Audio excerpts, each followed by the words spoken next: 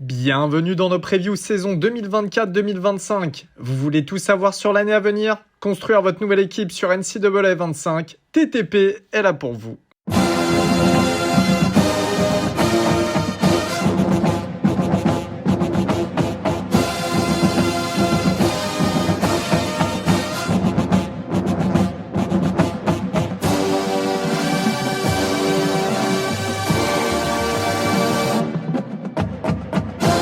Salut à tous et bienvenue dans un nouvel épisode preview de The Trick Play. Aujourd'hui, direction la Big Ten.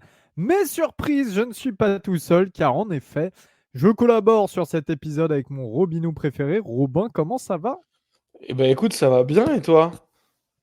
Eh ben ça va. Très content de te retrouver, de se retrouver en tête à tête comme de temps en temps l'année dernière Ouais, et puis tu pour sais, un moi, épisode. content d'en apprendre plus sur la Big Ten, tu sais, c'est pour ça que je me suis mis sur toutes les previews de Big Ten.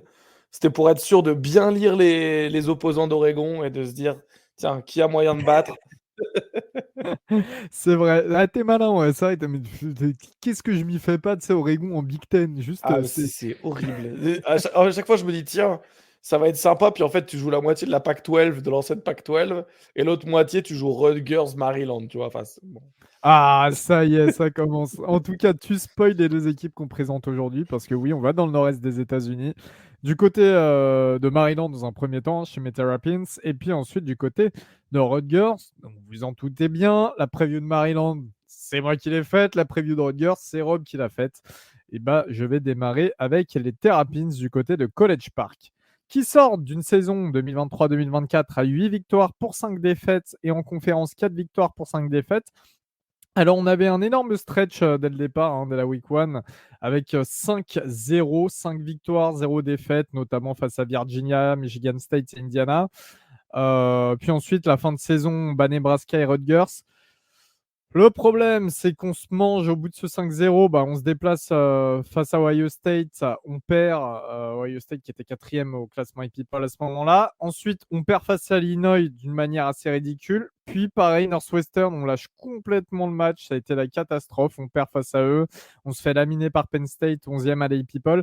Et puis, on a ce match face à Michigan assez particulier, Michigan qui était 3e à People. On a été l'équipe qui les avons mis le plus en difficulté. Ils gagnent le match que d'un touchdown. Moi, j'étais présent au stade, donc très très belle journée. C'est jusqu'au bout, ça s'est joué.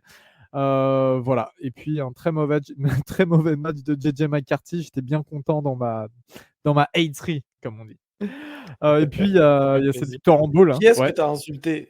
Qui est-ce que tu as insulté à Michigan? Parce Et qu'on on est familier avec Skoronski de Northwestern la fois. Qui a pris à Michigan? cette année, j'étais plus détente. J'avais un petit peu moins bu aussi parce que c'était la journée où ils fêtent les vétérans à la fac. Et du coup, j'avais mes beaux-parents qui étaient invités, etc. Parce que belle famille de vétérans, tout ça. Et donc, du coup, bon, j'ai pas fait le mariole. Après, au moment du match, ils étaient plus là, mais quand même, tu vois, j'étais pas arrivé, disons, dans un état où j'étais passé au bar avant, comme je peux le faire de temps en temps en certains matchs. Donc, personne, mais j'étais bien content de l'interception sur JJ McCarthy. Ça Victoire, fait plaisir. victoire en bowl, au Music City Bowl du côté de Nashville face à Auburn 31-13, comme quoi euh, Valentin, le hater qui me disait que Vanderbilt battait Maryland, que toute la SEC battait Maryland, bah non, on a laminé Auburn, voilà. Au niveau du coaching staff, c'est la 6e saison de Mike Locksley. On a le retour du duo de offensive coordinateur Josh Gattis, ancien offensive coordinateur de Michigan et Miami, et Kevin Sumlin, ancien head coach de Texas A&M et Arizona State. Et puis, au niveau de la défense, c'est la 3e saison du defensive coordinateur Brian Williams, qui est souvent envoyé vers d'autres équipes à chaque intersaison, parce que c'est un bon DC.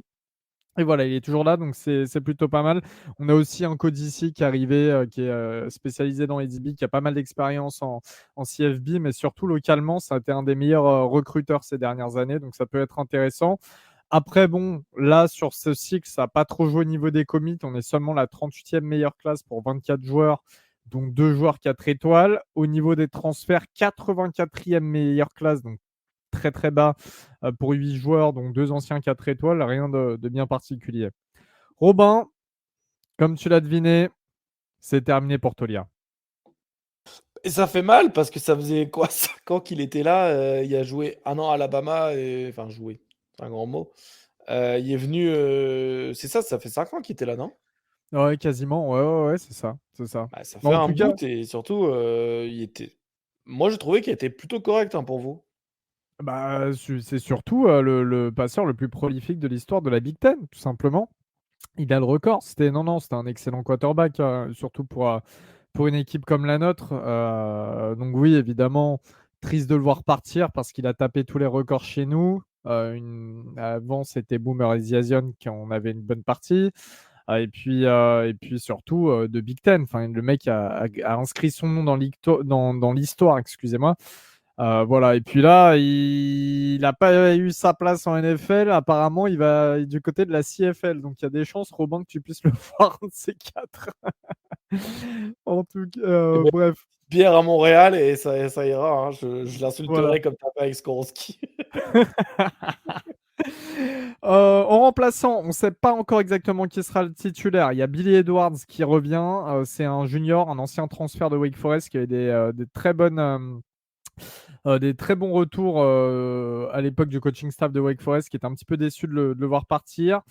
Il a été la saison dernière à un touchdown, une interception et 7 touchdowns à la course. C'est un peu une sorte de Taysom Hill. Il a été utilisé dans des packages un petit peu comme Taysom Hill en version NFL ces dernières saisons. Mais il y a aussi l'arrivée sur le portail des transferts de MJ Morris de NC State, de North Carolina State, qui est un sophomore, un joueur 4 étoiles de 2022 et qui cumule 1400 yards, 14 touchdowns, 6 interceptions en 7 apparitions sur ces 2 dernières années. Voilà, et ça a été le MVP de notre Spring Game. Donc, il a donné son nom pour être titulaire.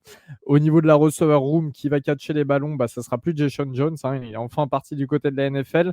En revanche, on a les retours de Tef Elton et Caden Prater, l'ancien 4 étoiles aussi, qui était à Pittsburgh, qui cumulent à eux deux 1400 yards et 11 touchdowns la saison dernière. Donc, ils sont largement en phase de progression.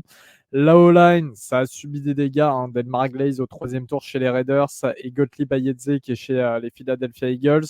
On a été chercher sur le portail, notamment le centre titulaire de Purdue, qui sera un redshirt senior. Donc ça, c'est bien pour ton QB du futur d'avoir un mec qui a de l'expérience devant pour le snap. Et puis, on a le guard Aliuba qui arrive de Georgia, qui est un ancien 4 étoiles de 2022. C'est un des meilleurs tackles sur le portail. Il était considéré comme tackle.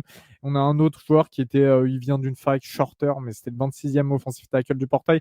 Donc voilà, on se renforce avec des mecs un petit peu d'expérience ou à potentiel. La O-line, ça devrait pas être la pire qu'on ait connu par rapport à ce qu'on a déjà vécu, sachant que derrière, il va falloir courir et qu'on aura Roman MB qui sort seulement d'une saison à 680 yards et 4 touchdowns. Je dis seulement parce que le Redshirt Junior a un peu déçu. Hein. L'année 2022, c'était quasiment milliard et 10 touchdowns.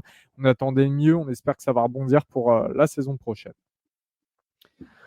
Robin, Maryland, tu connais, des fois on se mange des scores en défense. Non, jure, c'est vrai? On vous joue pas cette année, donc tu pourras rien me dire de toute manière. Ouais, mais si on se joue cette année? Si, ouais, non, si, bah non, bah tu pourras me dire oui, c'est vrai, on se déplace. Ouais, ouais, Et on se d'ailleurs, déplace. si tu veux l'invitation, je pense que je peux la lancer, si jamais tu veux qu'on aille à l'Oregon ensemble, J'aimerais c'est bien, je ne sais ça serait pas pas, mal. je suis pas certain au niveau du travail que j'aurai le temps, mais j'aimerais tellement. En Quelle tout cas, horreur. alors, cela dit, ça peut être prévu dans les prochaines années, vu que maintenant on est dans la même. Ouais, je viendrai à Maryland, c'est pas trop loin de Québec en plus, Ouais, ouais, grave, carrément. Washington, Tu fais le Montréal-Washington, easy, 1h30 de vol, même pas, bah, 1 heure. allez, moi ça me parfait, c'est lancé, ça fait plaisir. Au niveau de la défense, les postes D-line linebacker, hein, le front seven qui va rester assez identique. On a Donnell Brown qui devrait prendre un petit peu plus de poids en tant que defensive end et Haking Bessoté hein, qui va continuer d'être bon en intérieur D-line, ancien 4 étoiles. Derrière, on va pouvoir compter sur Kellan Wyatt qui sort d'une bonne saison. Lui qui était un petit peu tout nouveau, qui sortait un petit peu de nulle part l'année dernière. Le linebacker qui était le meilleur sacker de l'équipe avec 4,5 sacs. Mais en fait, les sacs, c'était assez disséminé pour tout le monde. Il n'y a pas un mec qui a 10 sacs, mais tu as des mecs qui ont 4, 3 sacs, etc. Voilà, et puis on aura également l'expérience de l'ancien 4 étoiles, hein, Ruben Hippolyte, qui est de retour pour une dernière année. Ça, c'est super cool. Cependant, on a le départ de Jason Barham, qui a transféré du côté de Michigan, qui était une excellente recrue, qui avait une saison true freshman très bonne, sa saison sophomore l'année dernière très bonne aussi. Comme par hasard, il tape un putain de match face à Michigan, il intercepte JJ McCarthy, etc. Et dès que le portail s'ouvre, bah, il a déjà choisi son équipe, c'est Michigan. Bref, il y a des gros soucis de tampering. On sait que ça arrive souvent. Voilà, là, c'est pas Ouais, un toujours, secret. toujours Ouais. pareil. Mais bon, en tout cas, ça sera un très bon joueur pour les Wolverines. Du côté de la défense, et ben, Tarib Steele, justement, par Michigan, il a tapé dans l'œil notre cornerback à un certain Monsieur Arbao, qui est coach des Chargers et qui a décidé de le drafter au 5e tour de la draft. Et puis, on a aussi Jaquan Shepard qui est parti chez les Raiders. Du coup, ça fait qu'on a ramené sur le portail des transferts Jalen Husky, qui arrive de Bowling Green, qui était le 23e cornerback du portail. Il arrive en tant que first team All-MAC la saison dernière. C'était un des meilleurs cornerbacks du Power 5 au niveau des notations. Il sort une saison à 4 interceptions, 6 passes défendues, un fumble forcé et un fumble recouvert. Notre nickel cornerback Glennon Miller aussi. Je vous donne des noms parce que c'est des noms qui risquent de ressortir la saison prochaine. C'est pas du name dropping. Il cumule 5 passes défendues et 4 interceptions, dont un pick six. Voilà, ça risque d'être assez. Il y a toujours des playmakers un petit peu chez nos DB, sachant que, comme je vous l'ai dit, on a ramené un coach qui est spécialisé là-dedans aussi. Donc ça peut être pas mal. Après, on a Beau Braid, le safety, qui est parti du côté des Ravens. Mais le meilleur safety des deux, c'était un bon duo. Le meilleur des deux est de retour dans tes traders qui sort d'une saison à 7 passes défendues pour 2 interceptions. Robin, je te laisse énumérer notre calendrier. Ouais, mais carrément, Elio. D'ailleurs, calendrier pas facile, hein, je trouve. Ça démarre tranquille et après ça part en live. Un petit peu. Ouais, et bah attends. Là, je suis sur le calendrier de Michigan, attends, de USC. Ah bah non, bah alors écoute, je Vas-y, vais le tu le faire, fais? t'inquiète. Ouais, parce que ça démarre doucement. Doucement, mais c'est toujours des équipes qui peuvent être embêtantes. Yukon à la maison, Michigan State à la maison, déplacement à Virginia, réception de Villanova, déplacement Indiana, réception de Northwestern, réception de Northwestern et réception de USC, déplacement à Minnesota et Oregon, réception de Rutgers et d'Iowa, et puis déplacement le 30 novembre du côté de Penn State, qui risque d'être assez compliqué. Alors, moi, au plus bas, je vois 5 victoires pour 7 défaites. Au mieux, 7 victoires pour 5 défaites. Je m'explique rapidement. Le stretch du début de saison, là, tu peux au moins faire Yukon, Virginia, Villanova, Indiana, admettons, ou Michigan State. Il y a une des Ouais, équipes Michigan qui State, va ils être sont chiante. nuls. Ouais, j'avoue qu'en plus, en deuxième semaine, Smith, il n'aura pas eu le temps de mettre grand-chose en place. Voilà, mais tu as une des équipes qui peut t'embêter. Ensuite, tu as Northwestern à la maison qui est prenable, surtout par rapport à ce qui s'est passé la saison dernière. Rutgers à la maison, c'est prenable. D'habitude, on les bat, même s'ils restent dangereux. Le déplacement à Minnesota, ça peut être 50-50. Iowa à la maison, tu sais pas comment ça va être Iowa la saison prochaine. Voilà, tu as des équipes que tu peux battre. Après, USC, Oregon, Penn State, très clairement, je n'y crois pas. Mais globalement, je pense qu'on peut la sortir cette saison à 7-5 et avoir son note ball. Et puis voilà. Robin, t'as un petit Ouais, pronom. je suis d'accord avec toi. En fait, quand je t'ai dit que le calendrier était pas facile, parce que je regardais celui de USC, je vous spoil un peu, mais c'est la prochaine, c'est une prochaine preview. Mais je trouve qu'il est plutôt sympa, hein. Le calendrier est assez facile. Dommage que vous ayez moins d'expérience avec pas mal de joueurs qui sont Ouais. partis à la draft. Sinon, ça aurait pu faire une très très grosse saison, hein, pour vous et potentiellement aller chercher quelque chose de beau, un bon bowl. Là, c'est vrai que je vais mettre un 7-5. Je vais être généreux. Je pense qu'il y a beaucoup d'équipes que vous allez pouvoir battre et des matchs 50-50.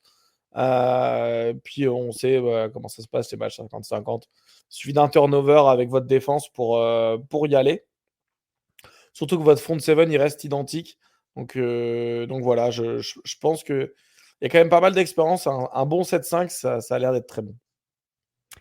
Nickel, nickel. Et bah, Rob, je vais te garder parce que cette fois-ci, on va du côté du New Jersey et on va à Piscataway du côté de Rutgers. De Rutgers, les Scarlet Knights, probablement un des noms les plus cool du collège football, hein, je trouve.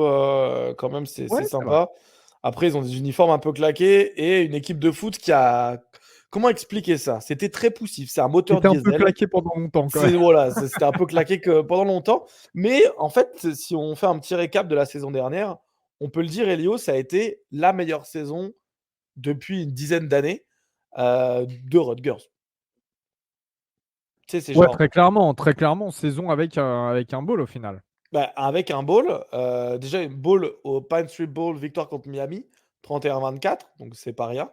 Elliot a fait la preview de Miami juste avant. Je ne l'ai pas encore écouté, mais je vais la monter bientôt. Mais je suppose que tu l'as très bien dit. Ça a été une belle équipe Miami, mais bon, c'est tout ou rien. Mais ça reste quand même une belle victoire, mine de rien, d'être en bowl. C'est surtout la première participation, la première winning season, hein, donc la première fois qu'ils ont une saison en positif depuis 2014. Ça fait vraiment 10 ans qu'ils n'avaient pas gagné plus de 50% de leurs matchs. C'est mine de rien, bah, c'est quand même le bon signe que Greg Schiano, hein, le head coach, il fait un bon travail, mine de rien. Et surtout, bah, c'est la défense. La défense, elle est super forte. Elio, l'année dernière, t'as joué Rutgers. C'était la 10e meilleure défense contre la passe du pays, avec seulement 176 yards encaissés, et la 17e meilleure défense au total, puisqu'à la course, ils sont genre 24e, quelque chose comme ça. Ça reste une super défense. Elio, j'ai plus le score de l'année dernière. Est-ce que vous aviez gagné contre Rutgers ou perdu? Ouais, ouais, on les avait tabassés sales. Je me demande si on leur met même pas 40 points, un truc comme ça. C'est peut-être un de nos plus gros matchs Ah ouais. de la saison dernière. Ouais, je vais te retrouver ça. Mais c'est vrai qu'ils avaient une bonne défense, hein. Bon, voilà, on sait, on en parlera tout à l'heure, mais Max Melton qui est parti du côté des Cardinals au deuxième tour, le cornerback qui a été excellent l'année dernière, etc. Il y avait quelques playmakers intéressants. Ouais, 42-24 en dernier match de la saison. C'est là où ils ont un Ouais. peu lâché aussi. Ouais, c'est ça, ils ont un peu lâché, je pense. Mais ça fait plaisir de voir que Greg Schiano, il reste là, hein. Donc ça va bientôt faire 4 ans qu'il est là. Il est là depuis 2020. Et vous connaissez certainement Greg Schiano par son passage à Ohio State. Il a fait 2 ans de coordinateur défensif à Ohio State. Et avant, il a été head coach chez les Tampa Bay Buccaneers pendant la saison 2012-2013. Et encore avant ça, il a été encore une fois, le head coach de Rutgers pendant une dizaine d'années. Donc, c'est son retour à Rutgers. Il se passe plutôt bien. Il est en train de construire quelque chose de plutôt bon, à l'image de son coaching staff qui reste le même. Il est inchangé. Il a réussi à garder ses coordinateurs et notamment le coordinateur défensif Joe Arasimiak, pardon. C'est dur les noms de polonais, c'est un peu compliqué, hein. On préfère quand c'est Obraniak. Mais voilà, Joe Arasimiak qui a été prolongé alors qu'il aurait pu partir. Il y avait beaucoup, a priori, de ce que j'ai lu un peu partout, qu'il y avait beaucoup d'offres et d'opportunités ailleurs pour plus d'argent, mais il a choisi de rester. Donc ça, c'est plutôt cool. Et c'est un bon signe pour Rutgers qui va vraiment avoir une très grosse équipe l'année prochaine avec, il me semble que c'est une quinzaine de starters qui reviennent. Au niveau des commits, il y a 23 recrues lycéennes qui ont été signées. C'est la 34e classe du pays selon 247 sports. La 10e de la Big Ten en 2024. Hein, donc on compte bien les Oregon, USC, Penn State, Washington, pardon. 10e meilleur de la Big Ten, c'est pas foufou. De toute façon, c'est Rutgers, ça recrute un peu mal. Mais ils ont quand même un bon joueur, Elio, c'est Antonio White. Je te le donne dans le mille, il est safety receiver. C'est un 4 étoiles de l'État de Georgia, donc il y avait quand même des balles offres. Hein. On sait que Georgia, c'est un très bon État. Ouais, c'est vrai. Safety receiver, il est recruté sur certains sites, notamment sur On3, il est recruté en tant que receveur. Sur 247 Sports, il est safety. Bon, il y a un peu je ne sais pas trop comment il a été recruté, mais il fait office de tête d'affiche puisque c'est le seul 4 étoiles qui a signé. C'est un joueur du top 300.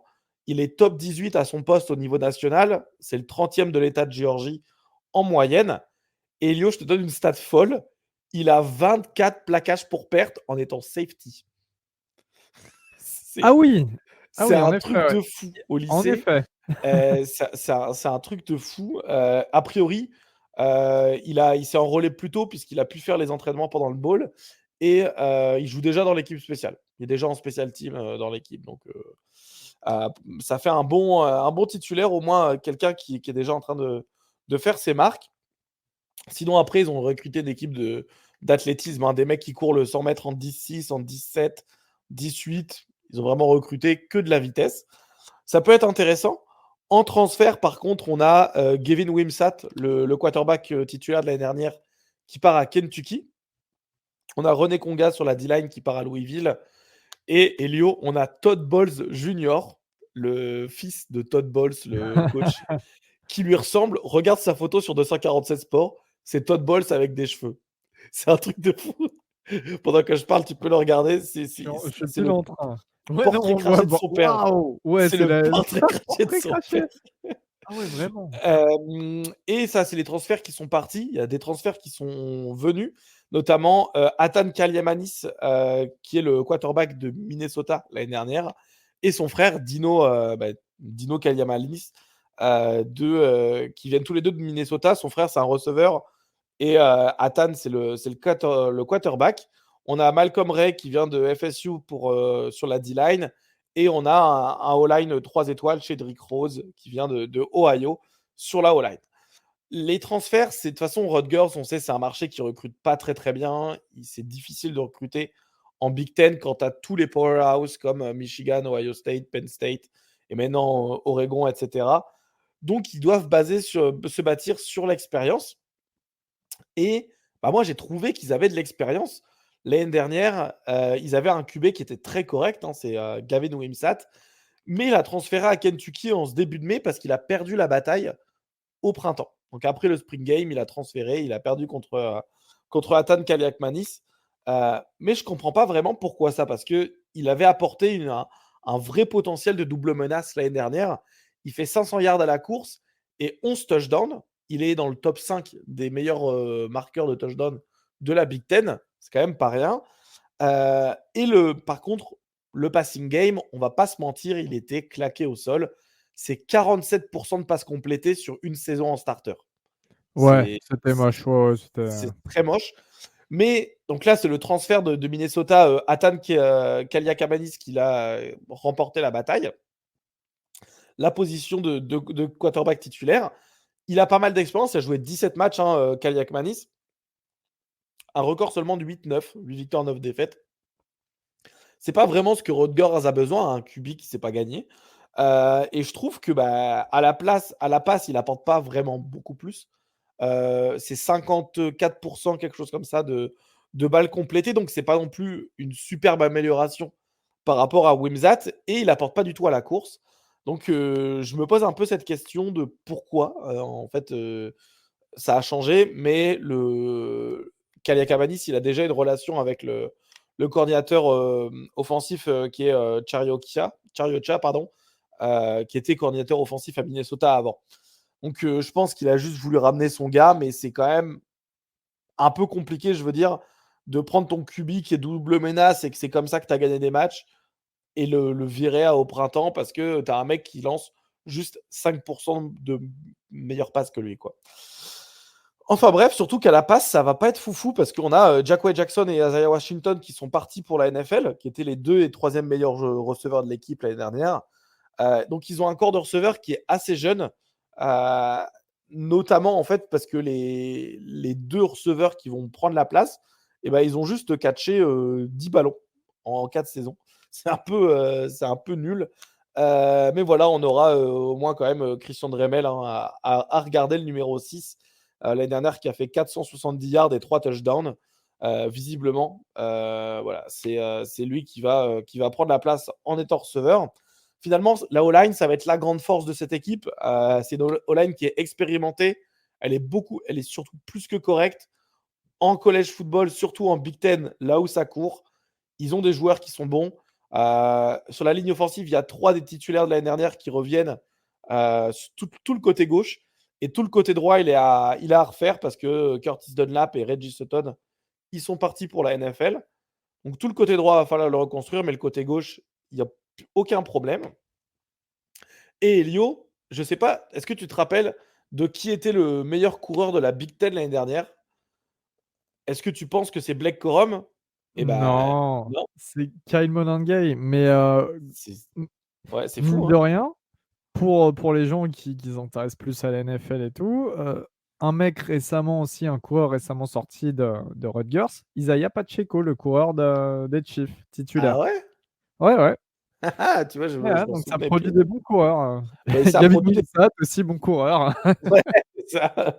Mais voilà, en fait, c'est pour ça. Le poste de running back, ça sera le plus gros, la plus grosse arme, hein, qui n'est pas là vraiment l'arme secrète, hein, puisque ça sera Kyle Monangai qui était le leader en course de la Big Ten.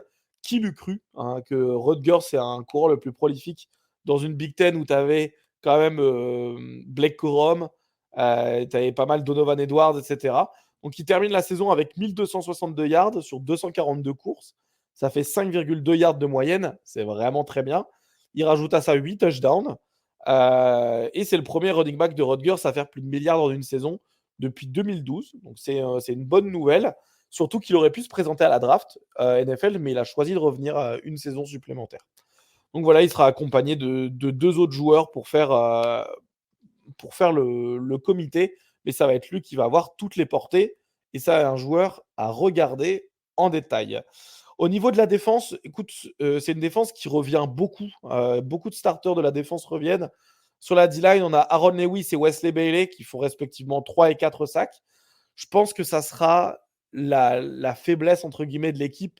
Ça va manquer de pass rusher. Mais ça devrait le faire puisque on sait qu'en Big Ten, ça passe pas super bien. Donc ça court. Et pour stopper la course, bah, tu as un corps de linebacker qui est super prolifique. Dion Jennings, l'année dernière, qui est parti en NFL, je crois, au Ravens, qui fait 95 plaquages et 4 passes de deflection. Bah, il est parti pour la NFL. Mais il reste quand même très bon, le corps de linebacker, puisqu'il reste Mohamed Touré, 92 plaquages, 4,5 sacs, deux passes détournées, une interception, un fumble forcé. Ça fait quand même une bonne ligne de production pour ancrer ta défense dans ton corps de linebacker. Et ensuite, il te reste Tyrone Powell, Abraham Wright et Moses Walker qui sont vraiment des super joueurs. Donc, tu vas avoir 4 linebackers qui vont être super performants sur ton front 7 et tu vas te retrouver justement avec voilà, une défense qui va être aussi bonne que l'année dernière, je pense. Malheureusement, du côté des DB, on a Max Melton qui est parti pour la NFL. Mais bah, ils perdent pas vraiment au change, puisque bah, il y a toujours le defensive back Flip Dixon, hein, 76 plaquages, 5 passes deflection, une interception, un fumble forcé, qui revient. On a Robert Longerbeam, pardon, qui revient. Je ne vous fais pas tous ces stats, mais il y a une stat importante, c'est 8 passes deflection. Donc c'est vraiment un gars sur lequel c'est galère de lancer. Mais voilà, il y a plein de joueurs qui sont avec de l'expérience qui vont revenir. Je pense que ça va être une superbe défense. Elio, est-ce que tu as le calendrier des Scarlet Knights devant toi ou tu veux que je le Ouais, je l'ai, t'inquiète, avec un premier match face à Howard à la maison. Howard qui est une petite HBCU de Washington DC. Ensuite, réception d'Akron, déplacement à Blacksburg du côté de Virginia Tech, réception de Washington, déplacement à Nebraska, réception de Wisconsin et puis de UCLA, déplacement à USC, réception de Minnesota, déplacement à Maryland, réception d'Illinois et déplacement à Michigan State. T'en penses quoi, Rob? Moi, je pense qu'ils sont super chanceux, le cul bordé de nouilles. Parce que ils jouent pas les grosses équipes de Big Ten. Ils évitent Michigan, Penn State, C'est vrai, ouais, Oregon c'est vrai. et Ohio State. Ils prennent USC, mais USC, ils ont perdu pas mal de joueurs à la draft. Ils prennent Washington, mais à domicile, donc c'est plutôt pas mal. Surtout Ouais, que Washington, ils perdent Washington aussi beaucoup de transformé, receveurs. enfin, c'est Ouais, ouais, c'est plus le même Washington que l'année dernière. ils Enfin, on perdent verra, mais beaucoup de ouais, c'est pas joueurs. voilà. Donc voilà, il y a quand même, ils évitent les super gros donc ils jouent des victoires un peu faciles contre Howard, Akron, notamment Michigan State, etc. Donc je vais être très optimiste et je vais mettre un scénario, le best case scénario avec 8 victoires, 4 défaites. Parce que pour moi, tu vas perdre contre Washington, USC, plus 2 matchs selon les blessures, plus les matchs 50-50. Donc voilà, meilleur cas scénario 8-4 et réalistiquement un 7-5, ce qui serait pas mal pour Rutgers, je pense. Moi, je suis un petit peu plus, pas dubitatif, mais je vois un 5-7 ou un 6-6. Pourquoi? Parce qu'il y a encore une fois trop d'équipes qui se valent à Rutgers, trop d'équipes qui sont un petit peu dans l'inconnu. Nebraska en année 2, entre guillemets, Wisconsin, Minnesota, le déplacement à Maryland, Illinois, Michigan State en fin de saison qui peut-être jouera beaucoup mieux avec Jonathan Smith qu'en début de saison. Voilà, il y a trop de trucs qui me font dire que, et puis il y a ces pertes aussi importantes de certains joueurs du côté de Rutgers. Déjà, le poste quarterback, il va falloir que Kaliak Manis il assure. Les receveurs, c'est quand même très incertain. Max Melton qui est plus là en défense. Donc voilà, moi j'essaye de. Je préfère ne pas m'emballer et rester mesuré. Par contre, au moins les 6 victoires pour faire 2 bowls 2 années d'affilée, c'est excellent, je trouve. Et Greg Schiano, le travail qu'il fait là d'où il a sorti Rutgers, c'est énorme.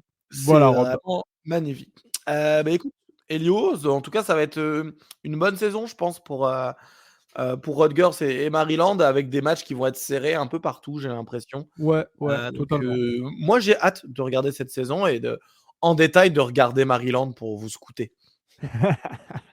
Parfait, parfait. Merci Robin en tout cas pour cet épisode. Merci à tous de nous avoir écoutés. On se retrouve très vite pour une nouvelle preview. Et comme vous avez entendu Rob, beaucoup d'épisodes en vue de cette Big Ten tous les deux. Puis aussi un petit peu de Big 12. Robin qui veut retrouver ses anciennes équipes. Ses anciennes Ouais, exactement, j'ai mis tous les anciennes équipes de Pac-12. Allez, salut tout le monde. Salut les gars.